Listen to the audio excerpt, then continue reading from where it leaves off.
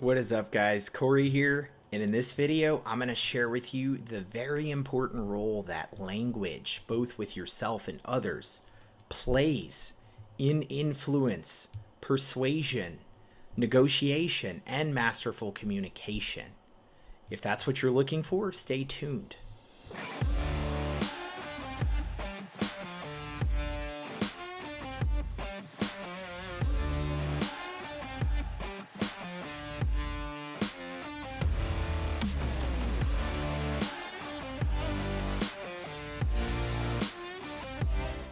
Language plays a very important role in your communication. It's playing a very important role in my communication with you right now, and that is shaping the experience of reality, both in myself and in you. In other words, language sets the context, which is the set of conditions and setting that's going on in this very moment. I'm communicating with you through this medium of video. And first, I'm going to talk about the communication with yourself, because that's arguably more important, because it's going to shape and dictate the actions that you either decide to take or that you decide not to take. So you can probably see the importance of that. You have an inner voice, and it's either helpful or, hopefully this isn't the case for you, it could be less than helpful. And I'm sure you know exactly what I'm talking about. Is it critical towards you when you don't take an action that you know you should have? Or is it empowering and tells you that it's okay, you'll do it next time? When you're doing something out of your comfort zone, is it encouraging you? Is it creating the conditions in your mind to where you're going to be able to show up as your best self in a new communication situation that may be out of your comfort zone? The language that you're using in your inner voice to communicate with yourself is shaping the context of the experience that you're about to engage in or not engage in. If you're going to approach someone you find attractive, then a helpful inner voice will use empowering language that's going to create the context, the reality in your mind, that there's a high likelihood that this will go positive, and if it doesn't, who cares? There's 7 billion people on this planet. If it's less than helpful, well, it'll create the flip side, the opposite of what I just shared with you. So it's important to take note and become aware of the language that we're using towards ourselves. Would you talk to a good friend the way that your inner voice talks to you? If not, it's time to do an audit. It's time to shift the words that you're using in your language, in the way you talk to yourself, to empower you to achieve the things that you're looking to achieve. Now, let's go to the fun part, the external communication. Once you've sorted the internal piece, you're going to be in a much more powerful way to address the external piece, which is communicating with others, like I'm communicating with you right now.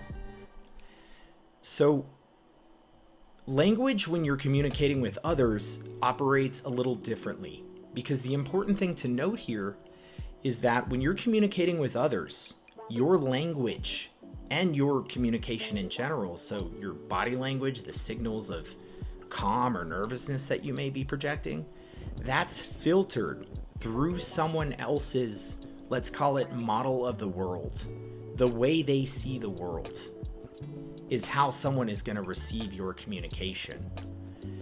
And that filter serves the role of protecting their cognitive resources, allowing them to experience reality without being overwhelmed with all the stimulus around them. Imagine you're approaching someone in a busy street, and there's tons of sounds and things going on. If those filters didn't exist, they would likely be incredibly overwhelmed and not be able to deal with it. So recognize that you have those filters too, and they serve a protective function. The way we work with these filters, instead of running up against them, is by beginning to understand the way someone else that we're communicating with sees the world. And the way that you can do this is by getting good at rapport, getting good at connecting with others. and getting good at projecting a vibe of non-threatening.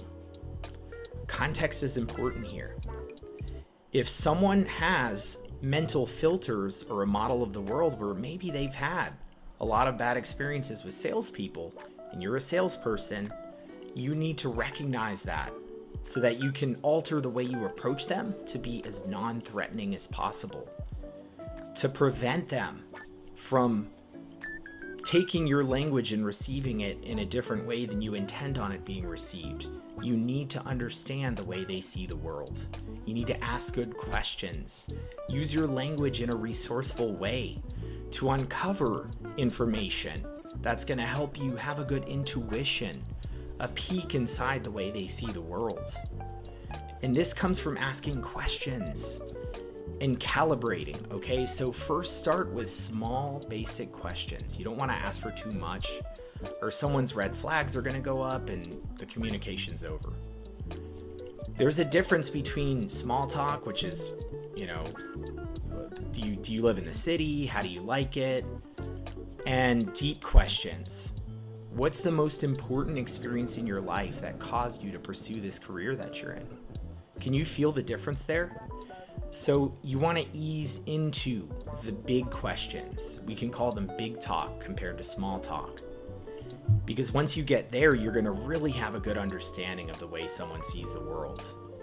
And once you do that, you can shape your language in a way that's going to resonate with the way they see the world, so that they receive the communication in the way that you're intending for them to receive it.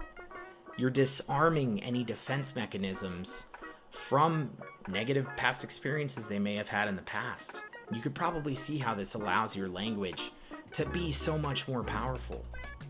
And then you can employ your language, you can shape it in a way that's going to be well received, that's going to help you achieve the outcome that you're looking to achieve with this particular person that you're communicating with. So in quick summary, start with the internal language, fix that, show up in a resourceful way, and then uncover someone's model of the world, the way that they see the world. And you do this by asking big talk or deeper questions, but you ease into that, calibrating to their comfort when you ask the question. Because if you get the green light, you can continue to ask more questions, develop a greater connection. And once you have that connection, the road is going to be paved for you to get your outcome much more effortlessly than you may have before. Hit that red subscribe button, drop any comments or questions below. Thank you so much for watching. Talk to you guys real soon in the next video.